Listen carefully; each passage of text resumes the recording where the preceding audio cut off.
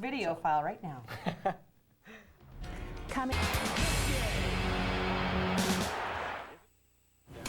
I'm Kristina Matisic. Tonight on Global News, an eastern ice storm leaves millions cold there and hundreds stranded here.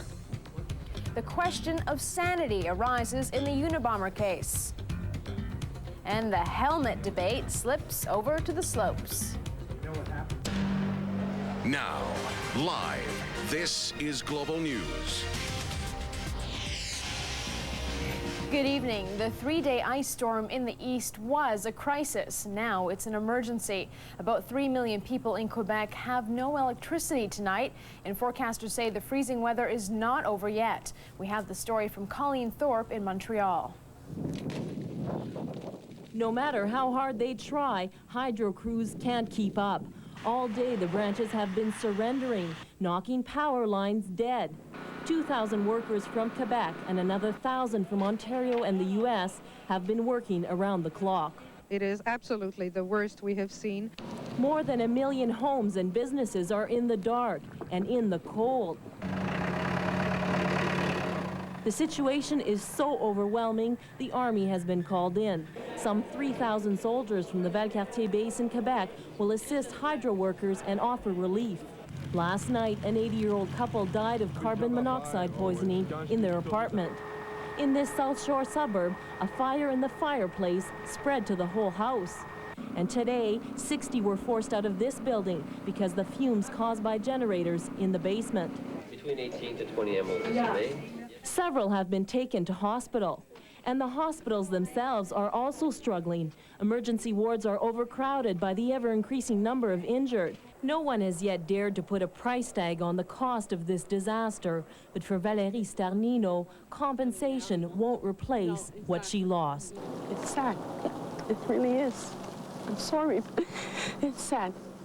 Oh, there goes another one, you know? Because it's going to take another 20 years to get a tree like that. Look at it. You know, it's...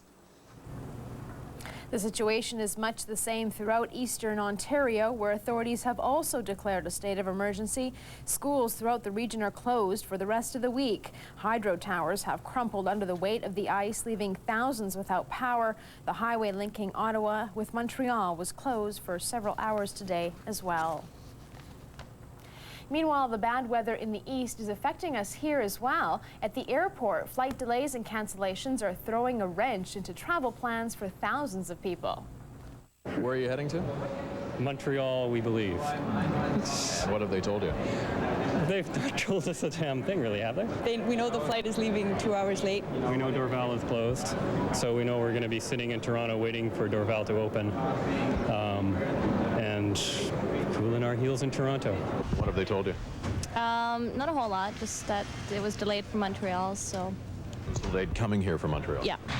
Yeah, so all the planes today for Toronto are 2 hours late. We're waiting for a flight from Toronto, two hours late. They made us pay for extra parking. Because of the weather problems in that triangle area, even Toronto is, I mean, we can get people into Toronto, but they can't get out of Toronto, so we're recommending that they stay here and try again another day. A number of flights for tomorrow have already been canceled, including 2 Canadian flights scheduled to arrive from Toronto and Halifax. If you have to travel, check with the airline before you head to the airport. It's cleanup time on Robson Street tonight after a big fire at the Robsonstrasse Hotel. The 3-alarm fire closed part of the street for the afternoon and some of the evening. There were no injuries, but the fire caused extensive smoke and water damage.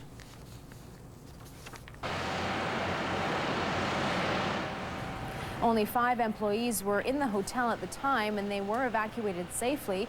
4 of the 41 rooms were occupied. The tenants were all out when the fire started. I believe it was plumbers with torches, as unconfirmed, but it appears to be what it is. And it started on the roof? It started in the wall area on the 4th floor, extended into the cockloft area in the roof, which allowed it then to spread through the whole length of the building. Upon arrival, we had fire and heavy smoke showing from the roof, and the 4th floor was fully charged with smoke. Recently, they remodeled everything. remodeled everything? It's been a 7-year upgrading we did. Already we started to put a jacuzzi on the 4th floor. And now where do you go from here? Start it again. Tenants were moved to other hotels and won't be able to get back in to claim their possessions for a few days.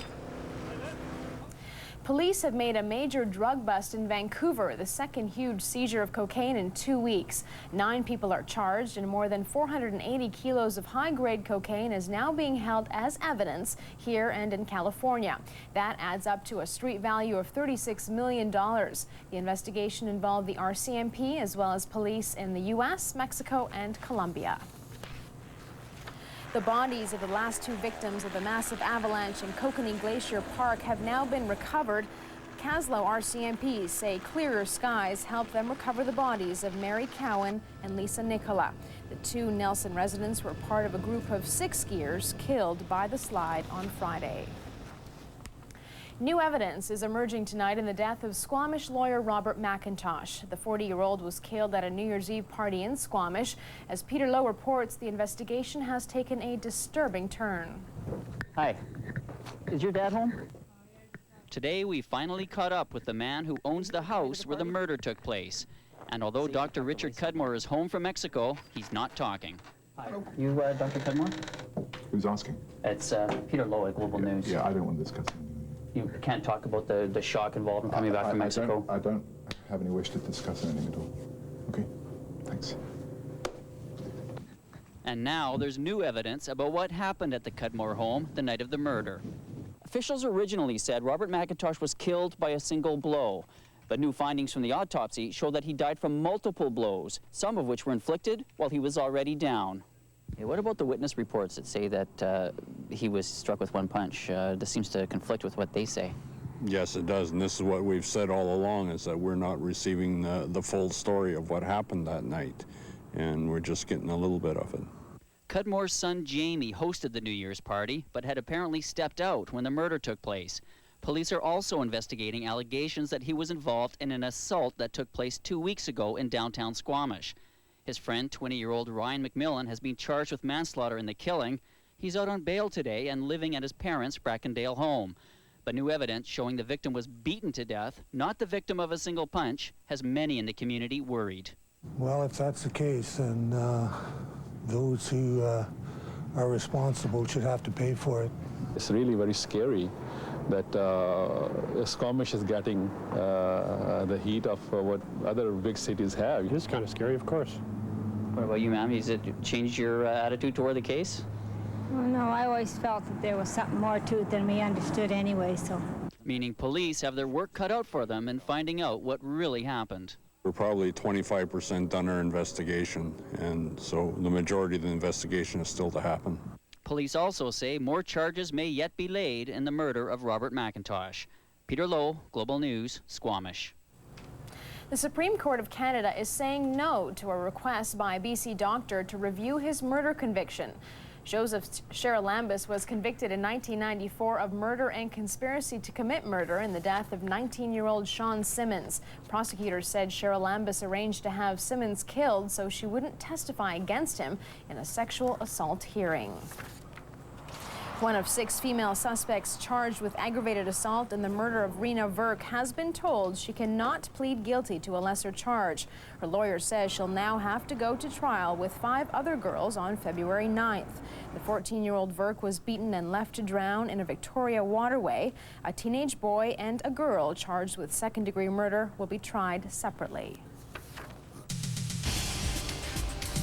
And still to come tonight, a hepatitis outbreak in Vancouver. Should you be vaccinated? And a warning from city officials for those who don't pay their parking tickets. Another clear and cold night across most of the south coast. Not record-breaking cold anyway. The record was about -18. It's only going to get down to about -5 or so, -8 in the valley. And by tomorrow morning, that temperature will remain at -5. It will get warmer, though, up to about 3. Sunrise shortly after 8 o'clock in the morning, and then it will be mainly sunny throughout the day. Clear and cold weather continues right through Saturday. Sunday, a little more cloud and a good chance of some fun and games with some snow or possibly rain on Monday. The wait is over. The year 2000s has arrived at the Brick. Now, make no down payment and take until the year 2000 to pay on all furniture, mattresses, appliances, and electronics. Everything in the store. It's happening now through this weekend. Nobody beats the Brick.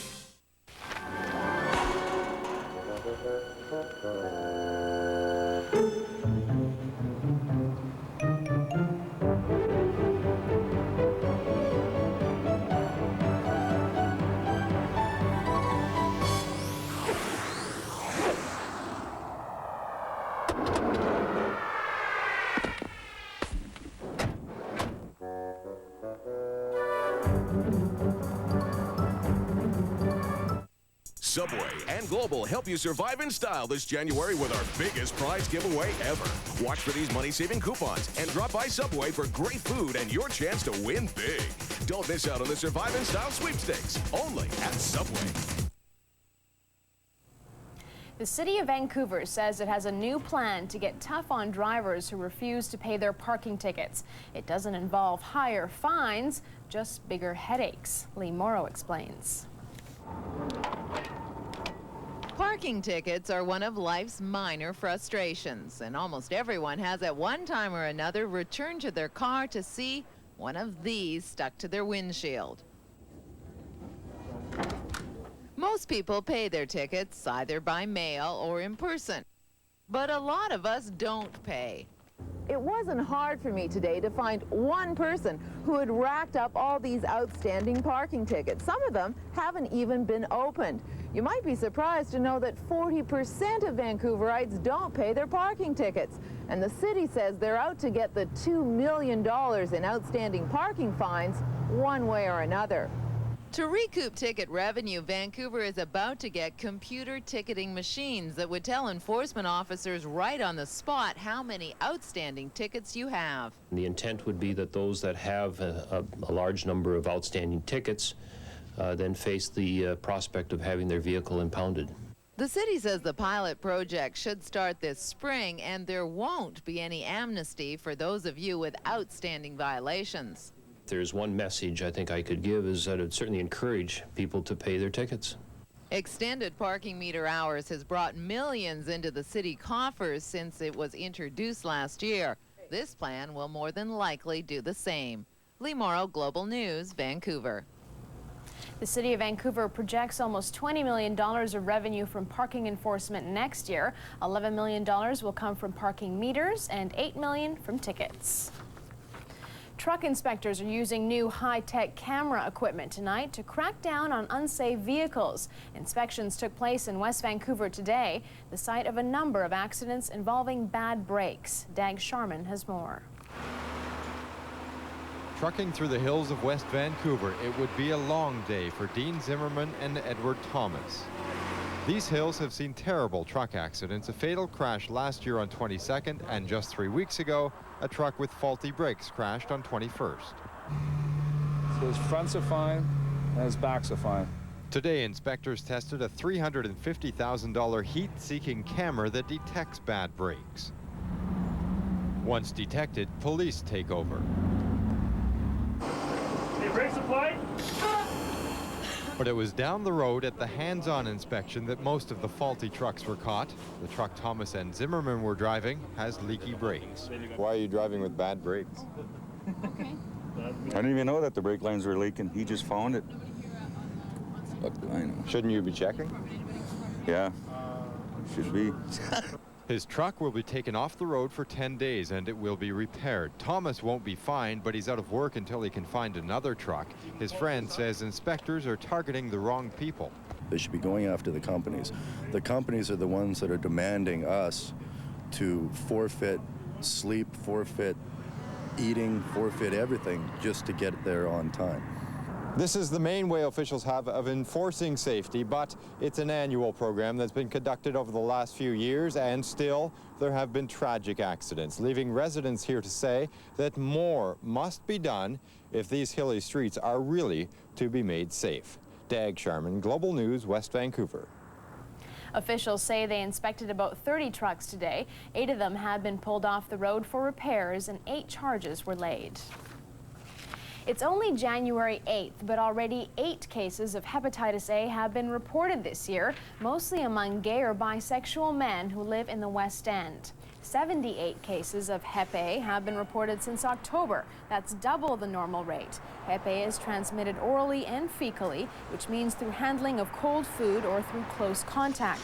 Officials can trace the beginning of the outbreak back to October, when a Hep A alert was issued for the O2's restaurant at the Waterfront Centre. We're offering the vaccine in a number of clinics in the downtown of Vancouver and through some physician offices. We've had about 1,200 doses of the vaccine distributed. I think it will take a couple of months before we see the effects of the vaccination campaign. We think we need to immunize about 10,000 gay and bisexual men in order to stop the outbreak. These are the symptoms you should look for: fatigue, fever, abdominal cramps, dark urine, light-colored bowel movements, and yellow-colored skin or eyes. These symptoms may take 15 to 50 days to show up after you get infected, so if you think you may have been exposed, take advantage of the free vaccination program from the Health Board. You can find out more information on that on our viewer info line. Call 872-NEWS.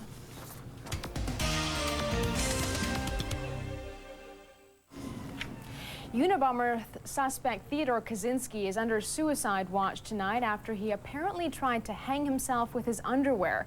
Today he agreed to undergo psychological tests to prove that he's competent enough to represent himself during his trial. George Lewis has more. Sheriff's officials revealed tonight that Kaczynski tried to take his own life by hanging himself in his jail cell during the early morning hours. The attempt failed but left red marks on his neck. From what we understand, he used his underwear. Apparently when he arrived over at the federal courthouse this morning, it's our understanding that he had no underwear on. The undersheriff said that Kaczynski would be placed in a cell that would be monitored 24 hours a day by deputies and by video equipment. This came in the middle of new turmoil in Kaczynski's court trial. This morning, before the suicide attempt was revealed, Kaczynski made a request to act as his own attorney. Through his court-appointed lawyers, he said he had no other choice. Sacramento lawyer David Dratman has been monitoring the trial. This development occurred as a result of the judge making a declaration in court yesterday that the defense lawyers and not the defendant, Ted Kaczynski, controlled the decision on whether to present a mental health defense. Kaczynski's lawyers feel the best way to spare him from the death penalty is to demonstrate that he has severe mental problems. But Kaczynski, according to the lawyers, has a deep and abiding fear of being portrayed as insane. Though Kaczynski fears psychiatrists, he agreed tonight to submit to a mental examination to determine if he's competent to act as his own attorney. His court-appointed lawyers say they're saddened by the situation. This is tragedy at its worst. This is a bad situation for everybody. It's sad for the victims have to keep coming to court. It's sad for the situation that Ted Kaczynski finds himself in. And tonight, Kaczynski finds himself under a 24-hour suicide watch. Even his heartbeat is being monitored electronically. George Lewis, NBC News, Sacramento. The man who masterminded the 1993 World Trade Center bombing is facing life in prison tonight. 29-year-old Ramzi Youssef was given a 240-year sentence with a recommendation that he serve his time in solitary confinement. Youssef admitted to the court that he was a terrorist and said he was proud of it. 6 people were killed and 1,000 more injured in the attack in downtown Manhattan. He received a second life term for the 1994 bombing of a Philippine airliner in which 1 man was killed. It was another grim day on Asian markets. Indonesia was once again the hardest hit, with the country's currency tumbling to dramatic new lows. The stock market fell more than 18% following rumors that President Suharto would not seek re-election this March. The Hong Kong stock market also slumped, ending the day well below the 10,000-point mark. Much of Western Europe continues to take a beating from high winds tonight. More than 1,000 homes were damaged on the Isle of Wight by a rare tornado. An amateur photographer captured these images of the tornado as it made its way along Britain's southern coast. Several homes lost parts of their roofs and many chimneys were knocked down. The tornado also struck several towns in northern France. 6 people were injured and several homes damaged there as well. And friends and family held a vigil in Sonny Bono's memory this afternoon in Palm Springs. Bono will be buried tomorrow. At least 100 members of Congress will be in attendance. Bono, a congressman and former entertainer, died while on skiing with his family. Rustling is making a comeback, not cattle rustling, but tree rustling. It costs our province about $50 million a year in lost revenue. But soon the thieves could be up against some high-tech detectives. Mike Bothwell reports.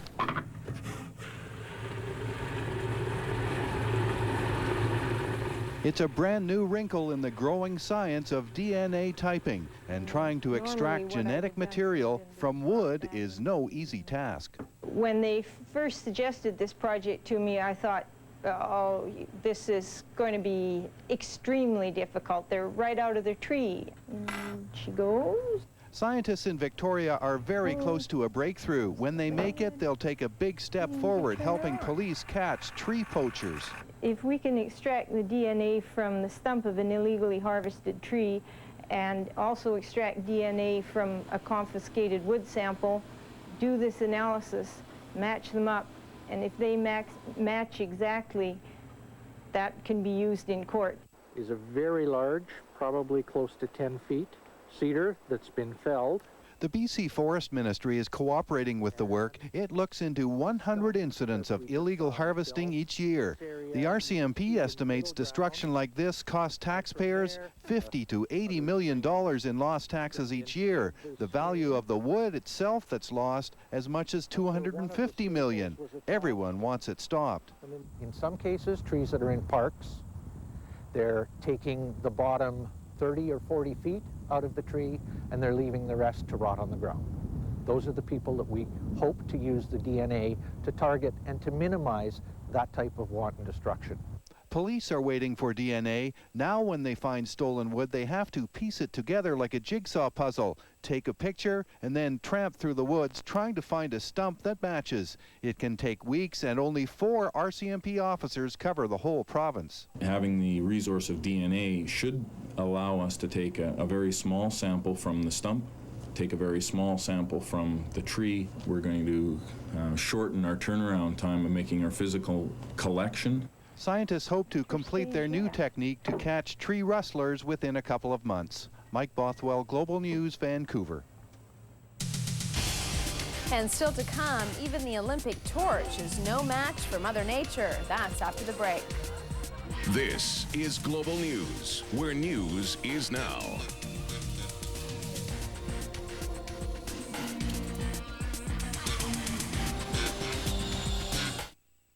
When you buy the package, you save at the Brick. Now through this weekend, complete 7-piece living room packages with sofa, love seat, 3 tables, and the matching lamps start at only $877. Plus, receive these 2 bonus bedroom lamps free with any rooms for less purchase. Nobody beats the Brick. In any society, communication comes naturally. It allows you to be free, to be anywhere you want to be, with the assurance that you can be close from miles away, to share a secret or a smile. You'll be amazed by an array of entertainment from a company that used to be known just for the phone. So tomorrow when you want to, when you need to, you'll be able. BC Tel.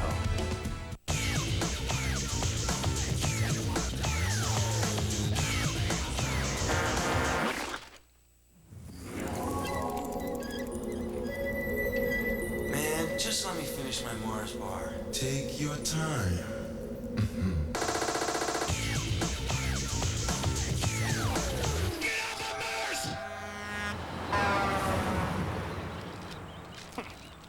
Time's up. The wait is over. The year 2000 has arrived at the Brick. Now, make no down payment and take until the year 2000 to pay on all furniture, mattresses, appliances, and electronics. Everything in the store. It's happening now through this weekend. Nobody beats the Brick.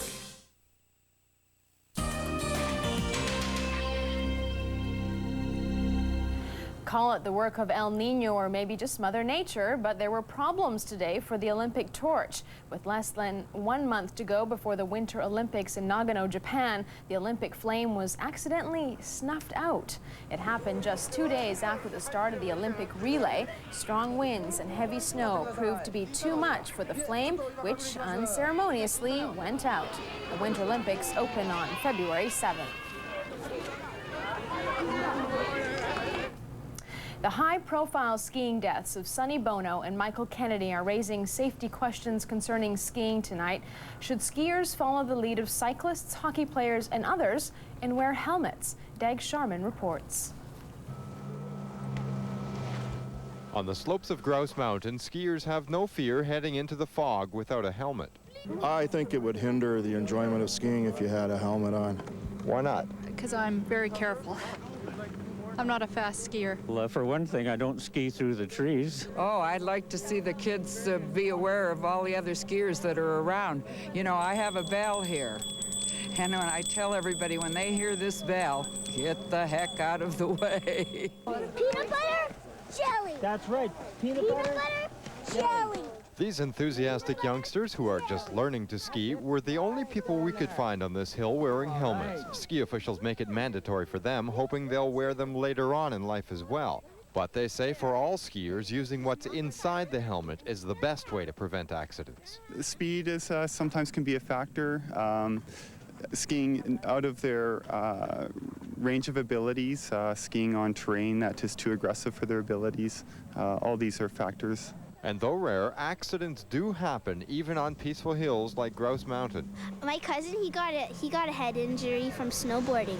I think that if you're going to go into terrain that is aggressive, black diamonds or double black diamonds, skiing in trees, gladed areas, I think that it would be prudent of you to wear a helmet in those situations. Only can skate on not so slippery ice. Oh, at least it smells pretty slippery, but that's good so you can ski. The Ski Patrol recommends that all children under 12 wear helmets, and you can find them at any sporting goods store. Helmets will range anywhere from $50 up to, you can spend to $250 if you really want to. But even if you have a helmet, remember to use common sense. Dag Sharman, Global News, Grouse Mountain. We are out of time for tonight. Thanks for watching, everyone. I'll see you again tomorrow night.